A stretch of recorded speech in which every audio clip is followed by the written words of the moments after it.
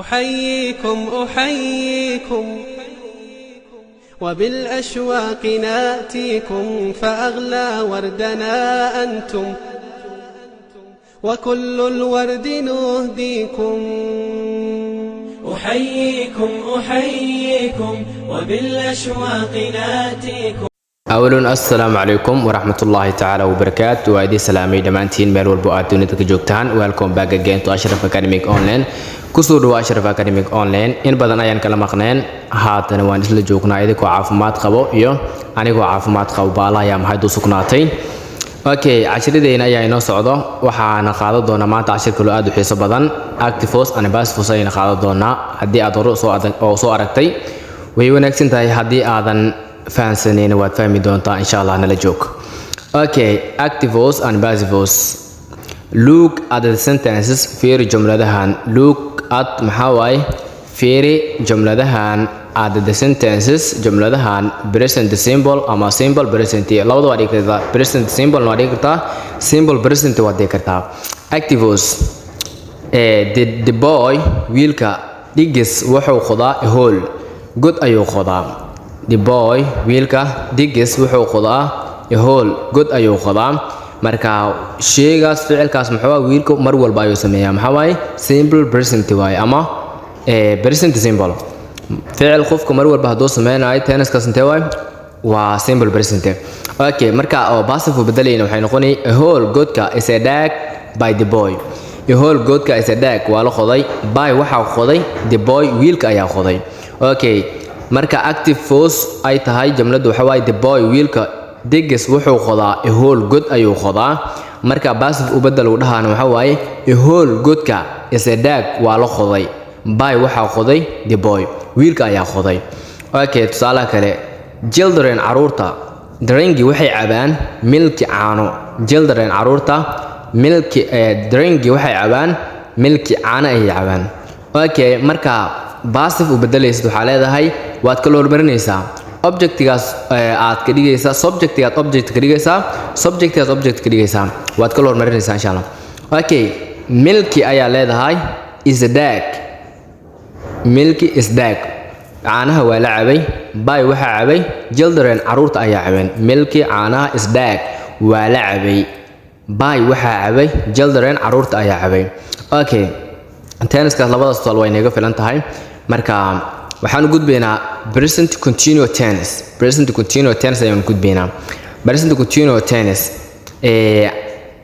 ali qofka la dhaho is reading wuxuu akhrinayaa a book ayuu akhrinayaa ali is reading wuxuu akhrinayaa a book ayuu akhrinayaa marka active waa jumladaas markaad passive u bedelayso waxa leedahay a book is being read waa la akhriyay a book is being read waa la akhriyay by waxa akhriyay ba ali ayaa akhriyay book is being read waa la akhriyay by waxa akhriyay ali ayaa akhriyay.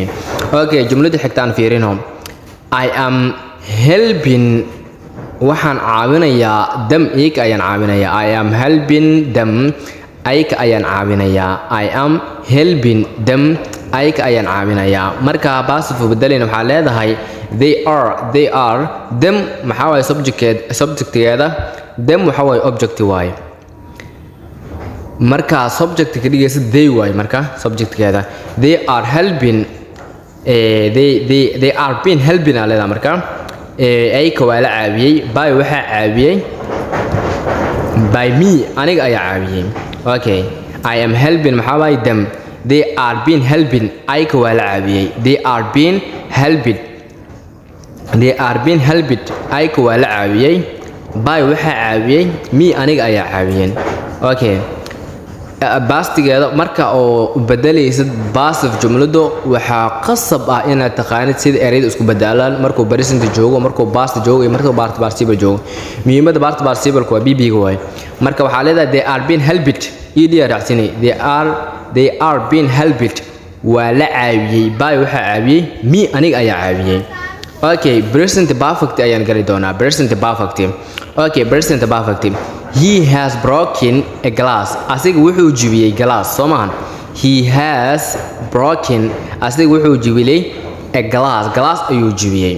Okay, marka passive u bedelayna waxaa leenahay marka a glasska has been broken waa la jibiyey by waxaa jibiyey him. He objectkeeda muxuu noqonaa him ayuu noqonayaa. Okay, a glasska has been broken waa la jibiyey by waxaa jibiyey him asiga ayaa jibiyey. Okay, jumladu xigta aan fiirino.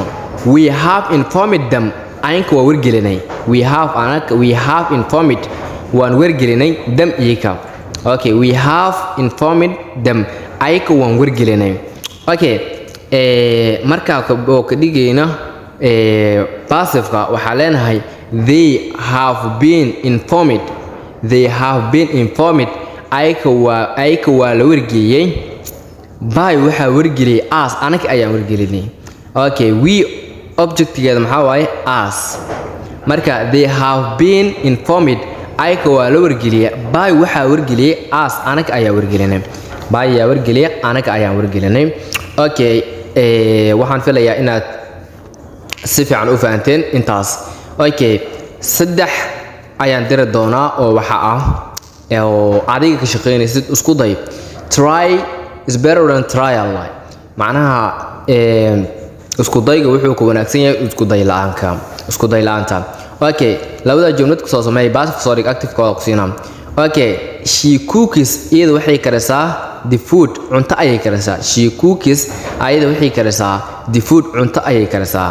Okay, su'aasha labaad oo qaadanaysid waxa waaye they are reading ayka waxay akhrinayaan.